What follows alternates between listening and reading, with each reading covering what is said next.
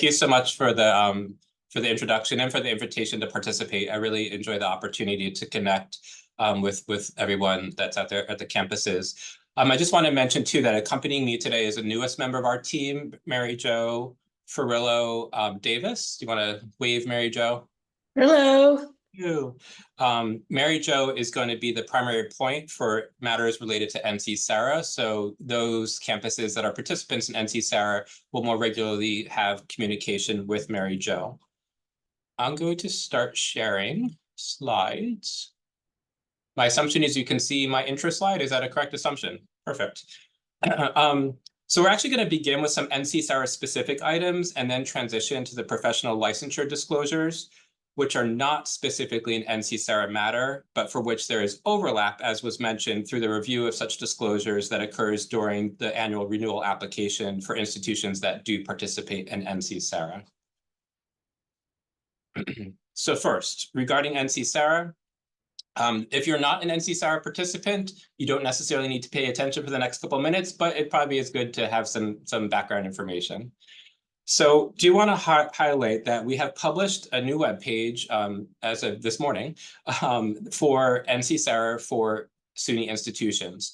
And so the web link is indicated there, and you're going to get these slides afterwards. There are shortcuts. If you just put in suny.edu/NC SARA with or without the hyphen, both of those will redirect to that web page.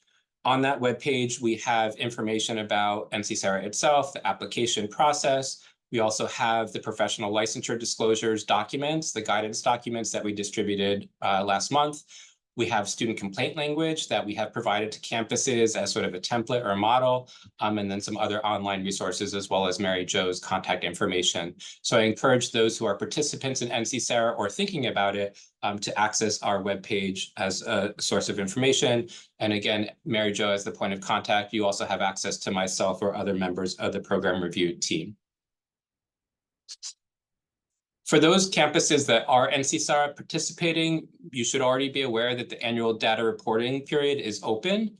There are 2 reports required, both due June 15th. This past Monday, campuses were informed if they had not submitted one or both of these reports. We get copied on that. So there were quite a number of campuses that still had not submitted as of this past Monday. So if you are an NC SARA participating campus, if you can check into that to ensure that both reports are submitted by June 15th. If you have any questions about that or need information, this is directly the bottom paragraph is directly from the email sent to campuses about how to access the data reporting handbook and other sources of assistance for this matter. And just a couple changes to highlight regarding NC SARA. There is a new application form. It's available at that webpage that is indicated there. It's also linked through our NC SARA webpage that we just stood up.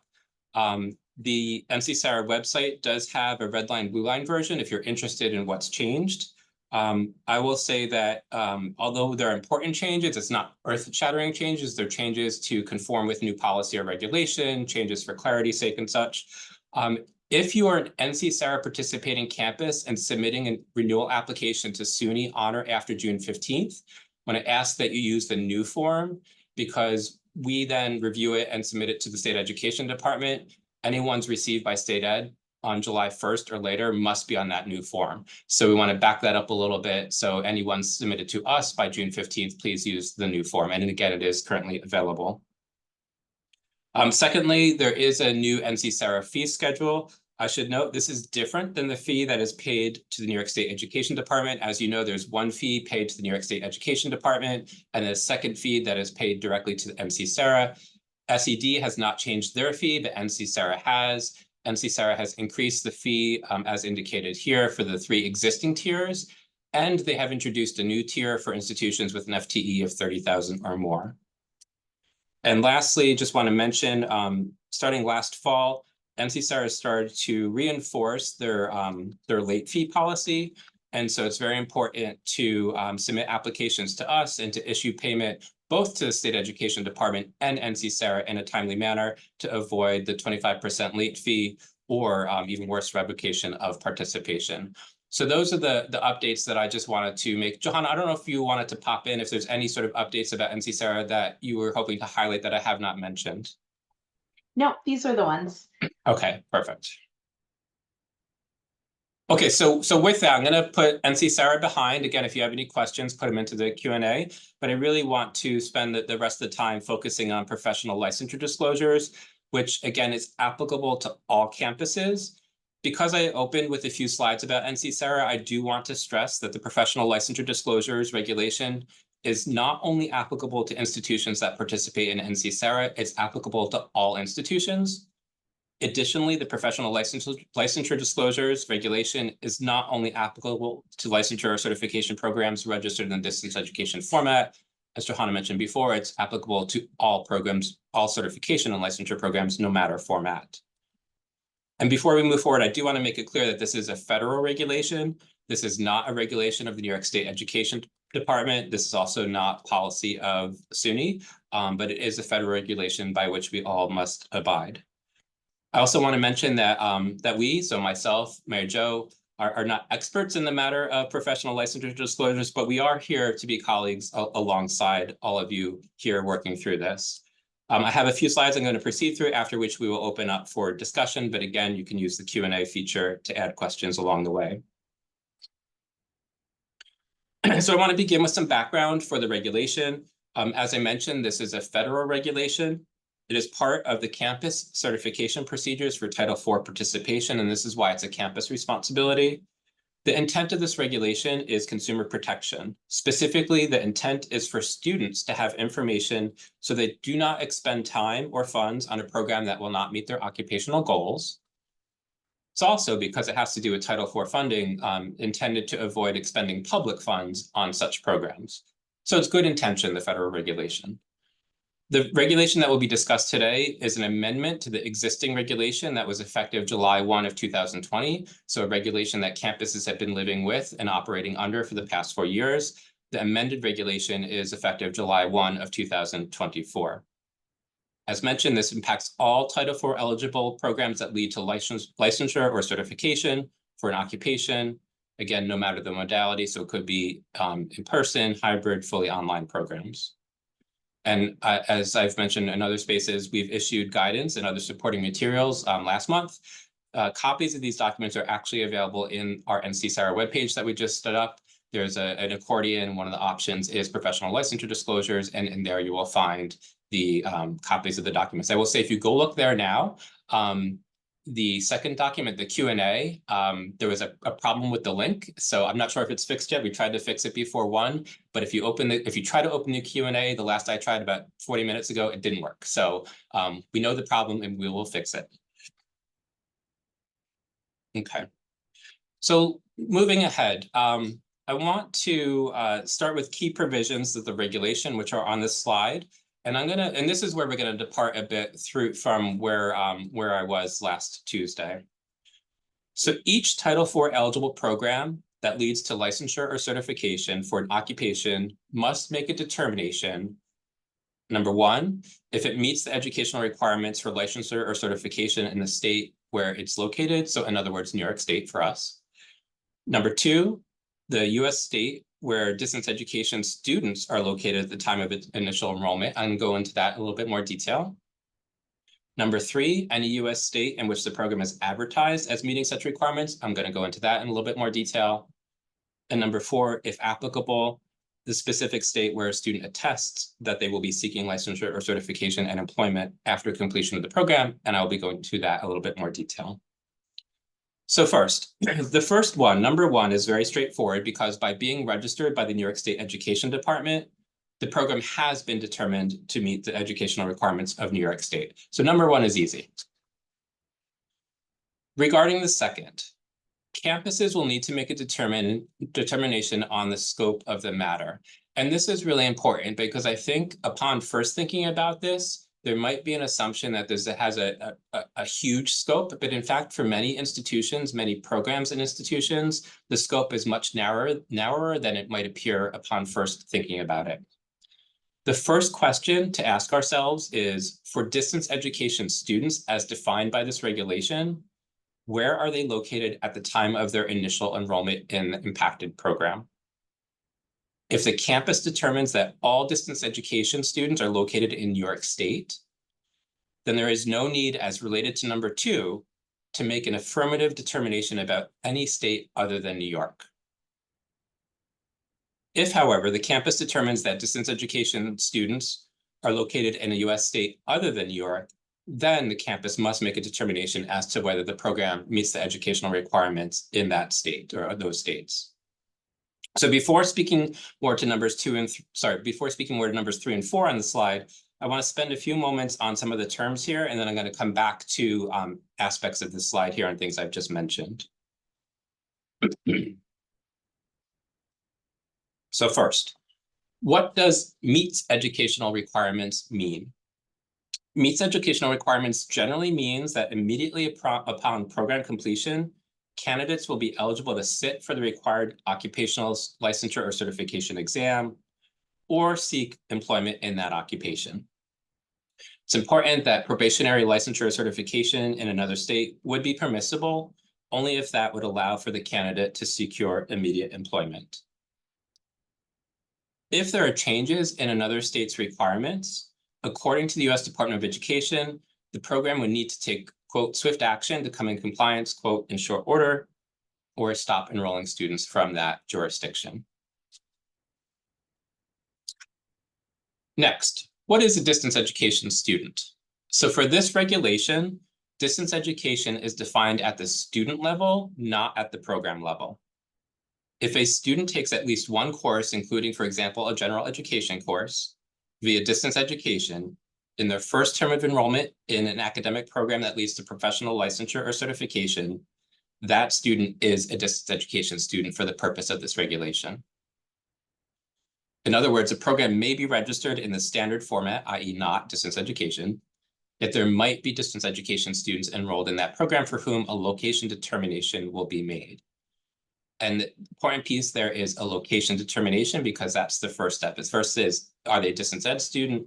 If yes, where are they located?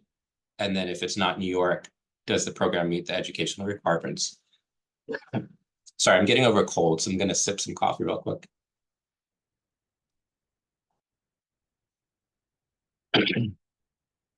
Okay, so I've mentioned student location a few times, and this is really a foundational matter for this regulation. Each campus must have a student location policy and associated procedures that establish how the institution determines the location of distance education students at the time of initial enrollment in the applicable licensure or certification program.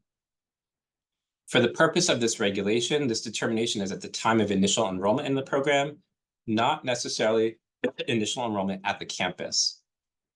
So for example, if a student enrolls at the campus as an undecided student and then later enrolls in a licensure or certification program, it's the semester or the time of initial enrollment in that program when the location determination is to be made, not the time of initial enrollment in the institution.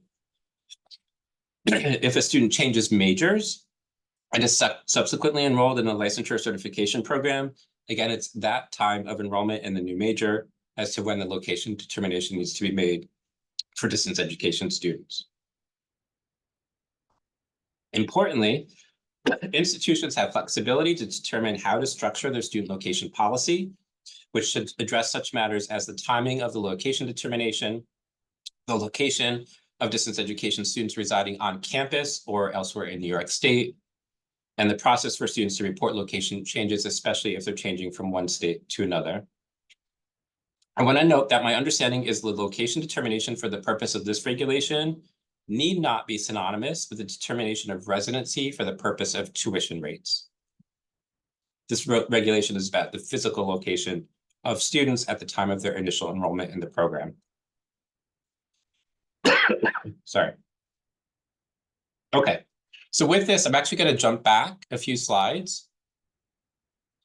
And with these terms in mind, I want to just go a little bit further into the information on this slide from earlier. As I previously mentioned, number 1 is straightforward because the programs are registered in New York State.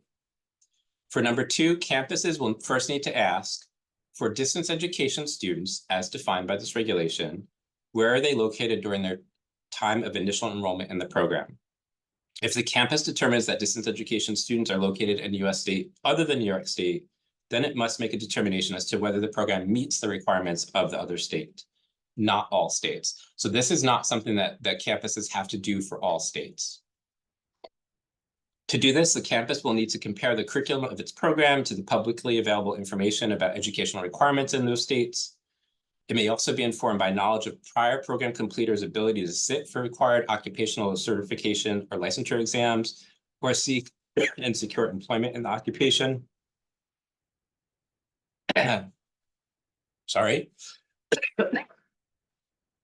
The campus may contact a licensure or certification authority in the other state, but I should say the likelihood is that that authority will not review the program and will likely not make a determination for the campus. To our understanding, when non-New York State institutions contact the New York State Education Department to request such a review, the department has declined to do so, and our understanding is that other state departments of education are approaching this in the same manner. The federal government has recognized this and has stated that this is a campus responsibility and determination. Campuses must make good faith efforts and have defensible and well-documented processes. Let me mention, go to number 3 on the slide. This regulation is not just about where the campus is located or where distance education students are located. It is also about where the program is advertised. If a licensure or certification program is advertised in a U.S. state other than New York as meeting the educational requirements of that state, the campus must first make a determination that the program does meet the educational requirements of that state in which they are advertising. From my perspective, this would be explicit or implicit advertising. For example, if the campus explicitly states that the program meets the educational requirements for licensure or certification in Pennsylvania, it must firstly have made that determination that it does. Additionally, if a campus implies this by advertising in a state-targeted manner, even without explicitly stating that the program meets the educational requirements for licensure or certification in that state, I would argue that this would trigger the need to make a determination. But each campus will need to make its own decision through its own risk analysis. Moving on to number 4. The campus must make a determination in states where a distance education student attests they will be seeking licensure or certification and employment after program completion, but this attestation is to be used only in exception situations. So if a distance education student is located in a state for which the campus has determined the program does not meet the requirements for licensure or certification, in exceptional situations, not in all situations, but in exceptional situations, the campus may work with the student to have them sign an attestation that affirms they will seek licensure or certification and employment after completion of the program in a specific state for which the campus has made the determination that the program does meet the requirements, such as New York State. The attestation is meant to be utilized for exceptions, not as a rule. Regarding the extent of its use, though, each campus will need to make its own decision about to what extent they will use it through its own risk analysis. Before leaving the slide, I want to note what is written below the line at the bottom.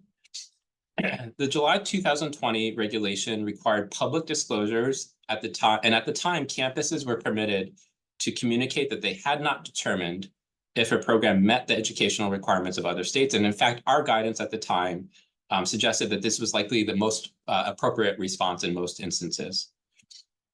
Every campus professional licensure disclosure webpage I have seen specifies has not determined for most, if not all, jurisdictions other than New York State. Campuses must change these public disclosures.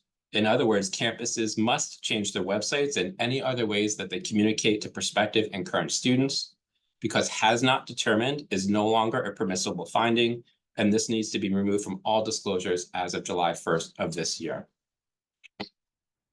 Okay, and with that, I'm going to jump ahead. Oops, too far ahead. Jump ahead to the last slide. So in addition to the guidance documents that we developed and distributed, campuses can go directly to the sources from the U.S. Department of Education. This includes the final regulations posted in October 2023, which contains public comment and the department's response to comments. This might be really helpful for campuses to address situation-specific questions because if you just search the document, you might find that in the public comment, there was the same or similar question that the department has already answered through this document. Additionally, the U.S. Department of Education issued a Q&A document a few weeks ago. And again, this might help campuses address situation-specific questions because there are going to be a lot of situation-specific questions. So with that, let's open for discussions. I want to apologize again for the coughing throughout there.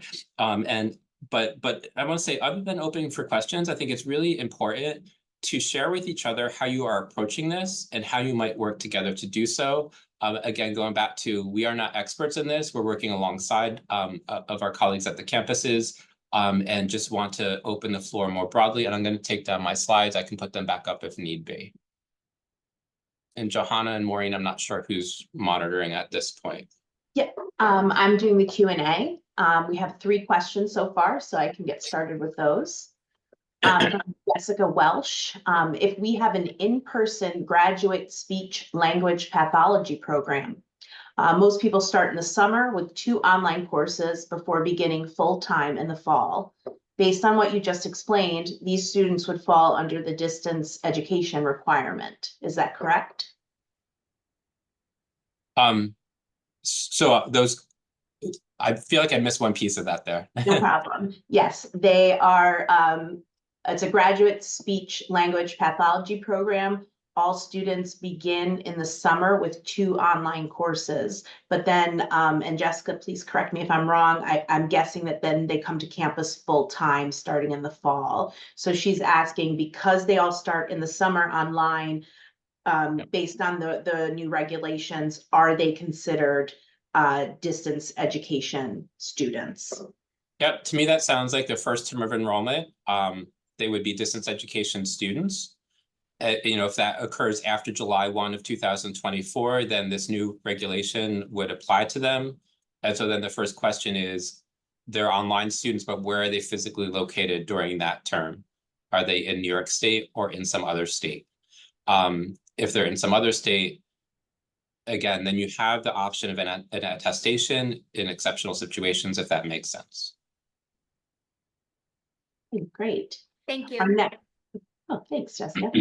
Okay, our next question has to do with out-of-state students enrolled in an on-campus program where no distance education courses are allowed. Does that campus still need to determine whether that program meets the educational requirements for the state where the student is a resident of when they are accepted into the program? No. So if the program, all licensure certification programs need to make a determination about New York, so that's easy. As well, if you have distance education students, if you have distance education students, you have to determine where they're located. If your distance education students are all located in New York, then you have no affirmative responsibility to make any decision or determination about any other state. Does that, I don't know who anonymous participant is, but or Johanna, do you want to? So I mean, I'm reading it as the students may be out of state, but they are coming to the campus for classes and there's no distance education component whatsoever. If those, because those students, it's about where the students are physically located.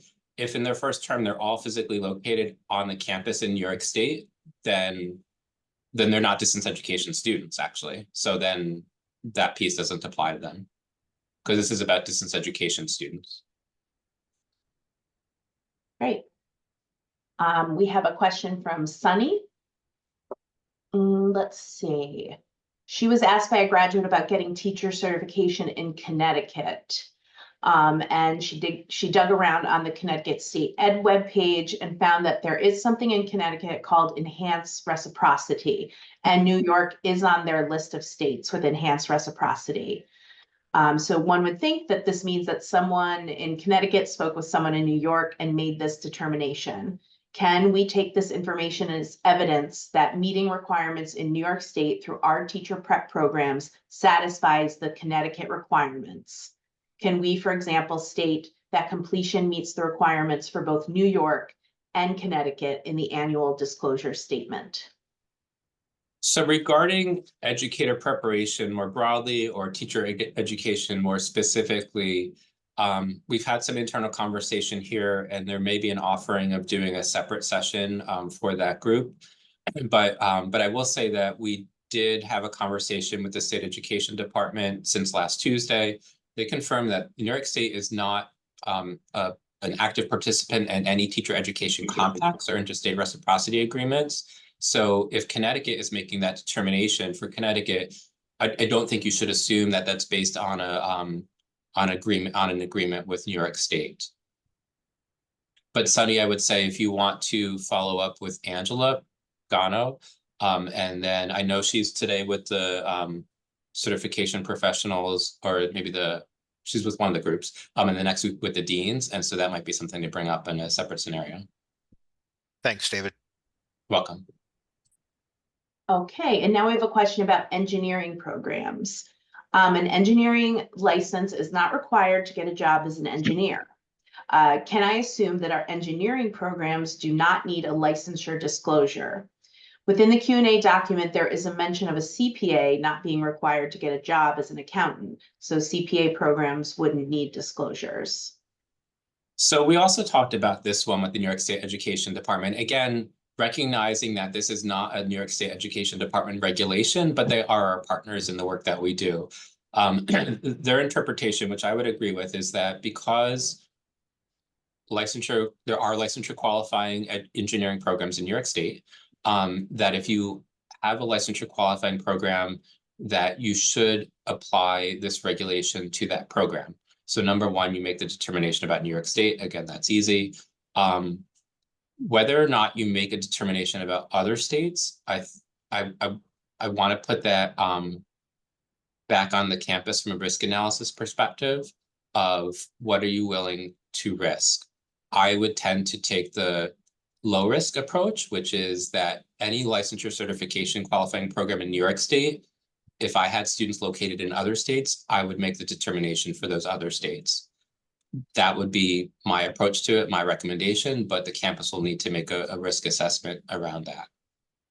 I know that's probably not the definitive response that the participant is seeking, but that's what I would recommend. And I guess, David, just to add to that, I know we talked about it a little bit. Some engineering programs have that national ABET accreditation. I guess with that, is that still the recommendation to just seek out state by state based on your student population? Yeah, I think with engineering and perhaps other disciplines as well, that's where too, to engage with colleagues that are, in other states, to engage even with the programmatic accrediting body to see if they have recommendations. At a discipline specific level, I think that would be an appropriate resource. We're not discipline specific experts outside of educator preparation. And so I would say for engineering, if you've not yet, I would say reach out to ABET and see if they have some guidance for engineering programs, for accredited engineering programs. And if you do have that, if you get a response, I'd love to know what the response is. Okay, our next question. Do we need to ask New York students if they plan on seeking certification outside of New York after they graduate? So my read of that is that these are students located in New York, so they're not distance education students. To my reading of the regulation, there's no responsibility to ask such students where they plan to seek certification or be employed afterwards. Okay, and we have two questions from Christopher at Farmingdale, so I'll do one at a time. The first question, Farmingdale has an aviation program which is governed by federal statute rather than state regulations. Do you know if this regulation covers an aviation program like ours? My understanding is that this is, if completion of the program is required as part of educational requirements for the occupation, then my understanding is yes, this then would be applicable no matter if those requirements are set at the state or federal level. If it, if being having an occupation in a state or states is tied to that. That's my understanding. Again, I take it from the risk analysis perspective. I would lean toward including that in the disclosure process because I think it's lower risk to include it and disclose that information to students. Students, deserve that information, is my take on it. And so better to provide it than not. And his second question is, can you clarify the communication process, both public, like the course catalog, and individual, like an email to each affected student?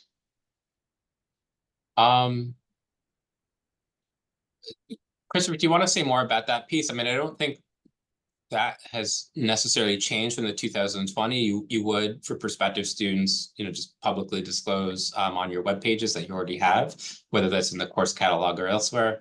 And then, right, to impacted students, you would have to individually directly and individually reach out to them, typically via email is how people do it. I don't know if there's more to that question that I'm not reading, Christopher. Probably not. You can hear me? I'm Yes. unmuted. Hi, David. Yeah, I was in the webinar you did the other week, and this came up. And so just to clarify, we do have to change our catalog to, accordingly. But as far as an affected student, a distance education student, sending them the information before they enroll, knowing that they will enroll as a distance education student in the first semester, that communication can be an email. And if it hasn't changed since 2020, then that's my lack of understanding or knowledge. But that's what I'm trying to make sure. There's a two-fold process of communicating both publicly to everyone affected or not, and to individual students affected, correct? That's correct. And I would say, again, from a risk analysis perspective, for those direct individual emails to impacted students, I would approach, it's not required, but I would approach it with requiring the student to affirmatively respond that they received and read the email so that you have record that, in fact, that they received that communication. Great. Thank you so much. Appreciate you. Yep.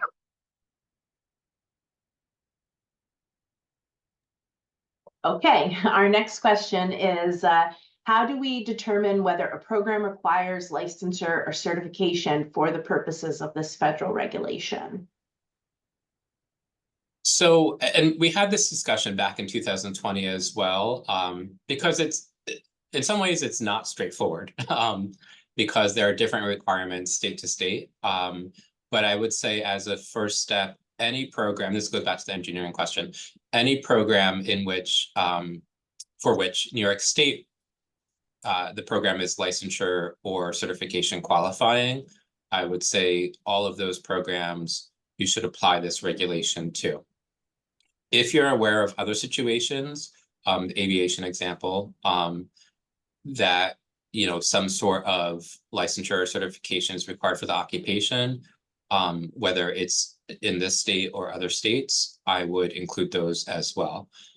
That's where, though, the discipline-specific faculty will be a bit more knowledgeable about that than we can. So as a baseline, any program in New York State that is licensure or certification qualifying, but you may add to that. And I recognize there's some challenges like geology, for example. Geology was not licensure qualifying in New York State, prior to a few years ago. And I'm not sure to what extent geology is licensure qualifying across the country. And it's probably not in every state. So I recognize that there are some disciplines, some occupations for which it is more challenging. But again, it's the discipline-specific faculty that will have, that are closest to that. And maybe to engaging with discipline-specific programmatic accreditors would be a resource. Okay, our next question. Do we need public statements on our sites for all of our programs?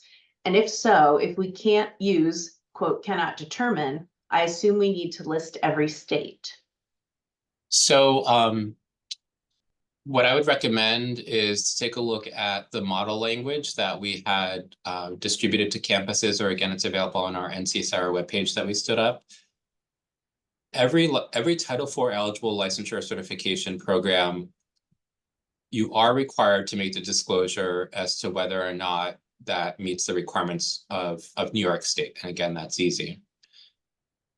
If you have not determined, or your determination, if you have determined does not meet, then you do need to disclose that publicly as well. But there is no requirement to make a determination for every state. What you can't do anymore after July 1, you cannot publicly state that you have not determined. So even if you have not determined, you actually can't publicly state that. So you publicly state those for which the answer is yes, does meet, or no, does not meet. Anyone else you would just leave off. And so the model language that we have posted, conforms with that. So I'm just But gonna, again, I just want, oops, sorry, Joanne. no, go ahead. I just want, and this is where I think it can sound overwhelming at first, but there is no requirement to make a determination for every state. If you would never allow somebody located outside of New York State to be a distance education student in your program, and you would never advertise in those other states either, then you don't have to make the affirmative decision about a determination about those other states. I'm gonna just jump to Maureen Larson's question because I think it's along the same lines. Should this information be posted on the individual degree programs websites or on the online learning pages website, or both? I actually like it posted 3 places.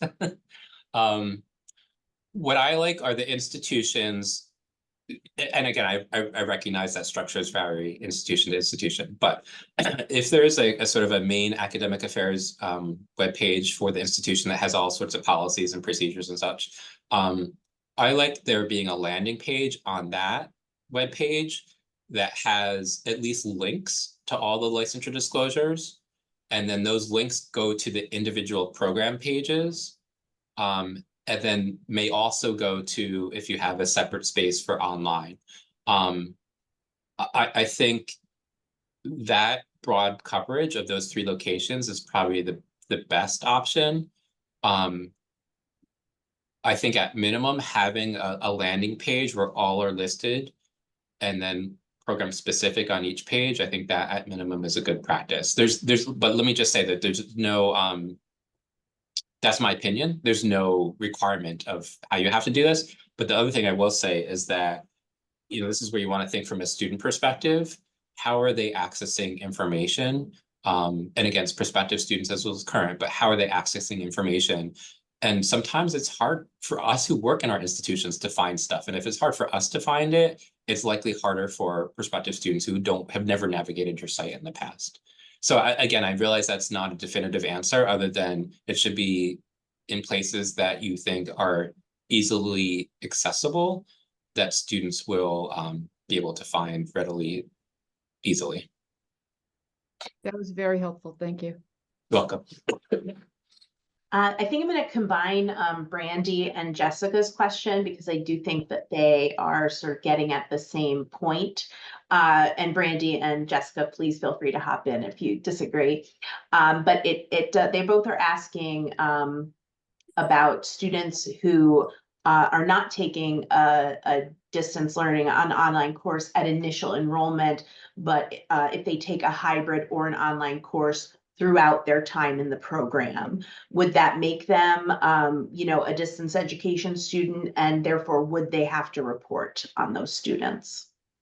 So my reading of the regulation is that this is specific to distance education students as defined in their first term of enrollment. So if that first term they're not distance education students, they are taking all courses in person on campus. For the purpose of this regulation, that student is not a distance education student. If they take distance education courses in subsequent terms in the same program, that becomes, from my reading, irrelevant in terms of whether or not then you would need to disclose. I do want to say a little bit of a caveat though. Let's say you have a student who in the first semester is taking all the courses in person on campus. And then let's say that student in a subsequent term reverts to taking all courses via distance education, and they're doing that, while located in Utah. Your location policy should account for that situation of the student changing location. And in that instance, for that student, you would need to make a determination for Utah. If the determination does not meet, you would just need to communicate that to the student, and the student has to make a decision. They can decide to stay in. There's no penalty to them or to the institution. They just need to be informed. The student just needs to be informed that, in fact, your program does not meet the requirements of Utah, but you do not need to kick the student out. They have every right to remain in that program, and you have no further responsibility to them. They also don't, in that instance, they don't have to do an attestation because, again, they were located in New York during that first term. I know that was a really long answer to your question, Brandy. I don't know if you want to speak more to what you were asking. And Jessica as well. And Jessica, sorry. Yeah, that's okay. Yeah, thank you. Actually, I was asking for my provost, so she's here too. This is Chris Malone again. Sorry, the provost had to step into another meeting, so I'm the associate provost. So she was asking on behalf of all of us, but I think you answered it, David, what we needed to know. So appreciate it. Perfect. Thank you, Chris. Let's see, we have a follow-up from Sherry from Ulster. Asking a little bit more specific, if we had a student from Pennsylvania who drove to New York State to their campus for their vet tech program, would they have to think about the meeting the Pennsylvania requirements for a vet tech program? Sherry, I have a quick question. In that vet tech program, in the first term of enrollment, would that student be taking any courses via distance education? Yes. Okay. So So it's they- not the fact that they live out of state and they're coming here. And so technically they're using that degree in Pennsylvania. It's whether they take a distance ed course. It's a combination of both things, really. Okay. And so if the answer is yes, they're taking at least one course via distance education that first term, and they're located outside of the state, so in Pennsylvania in this instance, then yes, you would need to make a determination about Pennsylvania. If the answer does not meet, then you would need to, then you could do that, the attestation work with that student. But if there was no actual distance education class involved, but we know for a fact that they're going to go try to practice in Pennsylvania, shouldn't we be doing that anyway? So for the purpose of this regulation, the requirement is really, other than New York State, the requirement is for distance education students. That being said, to your point, and to the sort of broad intent or spirit of this, is about information for students. I think it's good practice to provide that information to students. I think especially for those border, campuses on border with other states that regularly have students in other states, I think it's good practice. Especially if there's anything that can be considered advertising in those states, that might be the trigger then for doing it, not necessarily for that individual student, but more broadly. I mean, I'm for that, but I wanted to make sure I could in confidence say, yeah, this kind of falls under this, because it is about ultimately the transparency of protecting the student, saying, hey, you're not treading water, wasting time. And we secretly kind of suspect when you go home, you're only going to be able to work here. So I just wanted to double check. Thank you. Yep. Thanks for the question, Chair. I'm not sure if you have the answer to this, David. This might be one, Maureen, that we have to take back. But it's from Maureen Larson, and it does have to do with advertising. How are campuses aware of where SUNY might be advertising its programs? What states? Okay, so and my assumption is by SUNY means system administration advertising. Yes, of course. So yep. So we have internally at system administration, we have included in this discussion a range of other functional units outside of academic affairs, including enrollment management.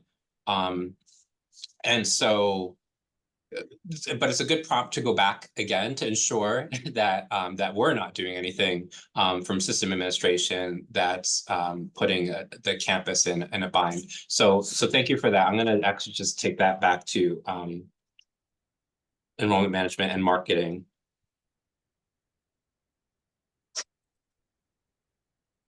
Sorry, I'm writing myself a note. Of course. Thank you for that. Sure, thank you. How will we find that out, David, once you get the answer to that? So I'll tell you my hope. My hope is that there is not such advertising happening.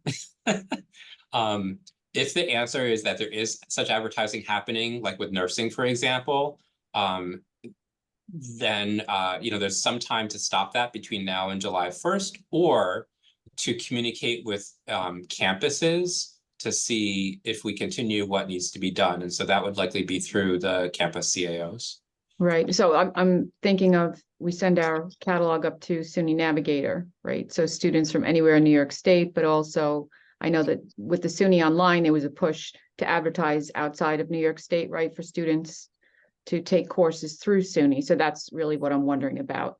Because if we have to meet the requirements in any state where it's advertised, we might not be aware of where that advertising was taking place. And if our courses are listed in the Navigator, then that would make us having to meet that requirement there, I'm assuming. So.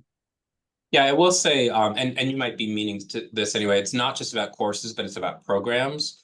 But still the question stands, and it's really important that I circle back with the marketing and enrollment management teams here to ensure that they're not advertising in ways that you're not even aware of, and the implications of that. So thank you for that. Sure, thank you. Yeah. Correct me if I'm wrong, David, too, with the Navigator site, which the Explore site, which promotes all of our online programs. It would be just that the fact that we have a site that lists all the online programs, including nursing, isn't necessarily considered advertising to outside of New York. It's just a site, unless we were to direct folks from Pennsylvania or New Jersey and say, hey, go to our site, check out all of our online programs. Then it would cross the line of saying, okay, we're promoting our online programs, correct? That would be my interpretation, right? Because then there's an intentionality of a state-specific advertising campaign related to a particular licensure certification area. But if it's just broadly available via the web, then that to me is not, that doesn't show intentionality of advertising to specific states. Okay, just keeping an eye on the time. So we're going to get to our last few questions here, I think. Next question, how does this regulation, or does this regulation apply to international students? So this is a great question. And the answer to, so in the U.S. Department of Education's Q&A, which is on the last slide, there's a link to that. They address this particular question. Actually, they address this in multiple ways. They address this about international students located outside of the U.S., international students located inside of the US. And so that latter group, international students located inside of the US, this does actually apply to them, which is counterintuitive to me. Same thing, domestic students, so US students. If you have a domestic student who actually is located outside of the US, then this does not apply to them, which is also counterintuitive to me. So what I want to say here, because I don't want to, this one, the Q&A document has a very good, again, actually, I'm going to just put it, sorry, I'll put it in the chat, but it has a very good Q&A about it that I would suggest you just take a look there instead of me trying to paraphrase. So I just put the link in the chat, and I will apologize. I see that there are some things in chat, but I've not been watching chat. So hopefully we'll look at it afterwards. Yeah. But and that's a reminder, if you have questions, you can put them in the Q&A. And Maureen also shared out a Google Doc that if we're not able to get to your question, please put it in there, and David and his office will answer that And we'll use it to also build on the FAQs that they've provided. Okay, okay, we have this from Sunny. He says, because only the state education department has the ability to determine whether or not any given person can get certification, I don't know that anyone in New York State is really qualified to make these determinations for other states. Isn't it safer to just state that we meet the requirements for New York State and no other states? Sunny, I completely agree with you. And I will say that this is, to my mind, a foundational challenge to this regulation in the first place. It was the foundational challenge that existed in 2020, which is why at that point we had advised campuses that the best course of action was the has not determined. Because has not determined has gone away, I do think in many instances that does not meet determination is likely the best course of action. That being said, that might not be the best course of action if it has significant enrollment impact on the institution. But yes, that is a foundational challenge to this kind of regulation, because in New York State, for example, no institution in New York State could make such a determination as to the educational requirements in New York State. Only SED could make that determination. But yet the federal regulations requiring us to make that determination about all other US states and jurisdictions in which we want to make that determination because of our enrollment patterns. So yes, it's a foundational problem. And if you want to approach it from a risk analysis perspective of what's the least risky, Sunny, agree with you. Again, that was a long responsive agreement, but I just to say that. No, I appreciate that. Thank you. From Owen, where should on-campus professionals go if they receive conflicting information, whether or not a student could gain licensure in another state? Let's say a conflict between the licensure and that state's Board of Education. Is there support in SUNY for these type of issues?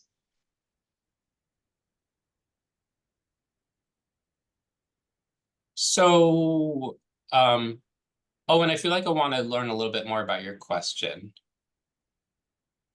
I don't know if you could speak a little bit more to it. Harkening back to when we were making this decision about 4 years ago with some of the things, I do remember there being a case where the licensing body within that state did not necessarily agree with the State Board of Education. I did not realize we would come back to mind like this, but I do now wonder, given the fact that we need to be specific, where maybe we should go in those cases. So what I'll say in those instances, and if you want to reach out directly to me and or Mary Jo, and then we could try to assist, I think that's the best I can answer right now. We can see what we can do to assist in interpreting. There may be, I don't know that there will be, there may be a role of our state education department in assisting with that. So that's the best answer I can give right now. Again, realizing that's not, I don't know if that's good enough for the moment, but that's what I have. I realize I should give one more bit of information. It really depended on curriculum basis, and that, like the curriculum determination agreement, that's I believe was the standing issue at the time. Well, and that's, going back to what Sunny had just said, that's hard in New York State. I mean, we regularly put forward program proposals to the New York State Education Department that we think meet regulation, as posted. And then there are, especially on the professions side of things, a lot of questions that tend to be asked in the review process at the State Education Department. And that's a challenge because it comes down to interpretation. And there will be conflicting interpretation. I think, though, this is where it's really important to have a defensible process, and to document your decision making. So, where you do a crosswalk and lining up, here's what the other state says about what's required. Here's what our syllabi say about our courses in our program. Again, if you have information about prior students who completed and got certification, licensure, and employment in another state, that's part of your record too. Having that defensible record, I think, is going to be really essential. Again, going back to the fact that you can do all that work and still be wrong. because only the licensure authority in the other state, or New York State for that matter, has that authority. We don't have that authority. That to me, to be quite honest, is what is so uncomfortable to me about this regulation. Hey, I think I'm gonna do one last question because I think it'll be quick. From Christopher at Farmingdale, how are hybrid courses defined under this regulation?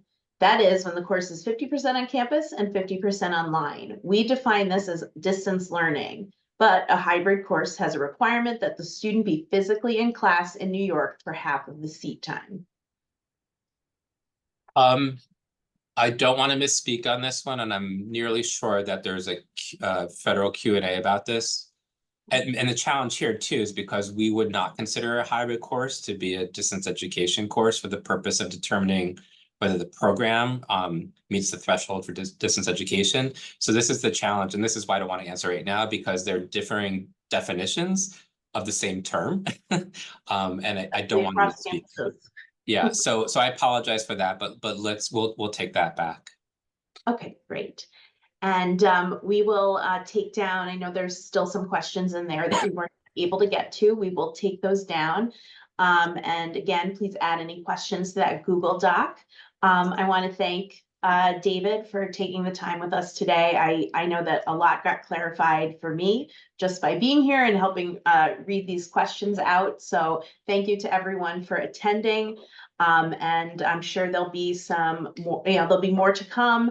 And I did see a suggestion in the Q&A that we might have a repository of institutional links to web page disclosures. And that I know that is something, Susan, that Doodle has been talking about. So we're happy to keep you posted. We will reach out to our SUNY Morrisville rep when that happens, because with Doodle, we do want to share all the different work that we all do and sort of make it easier across the board when we're working with regulations such as these. So we will share what we come up with.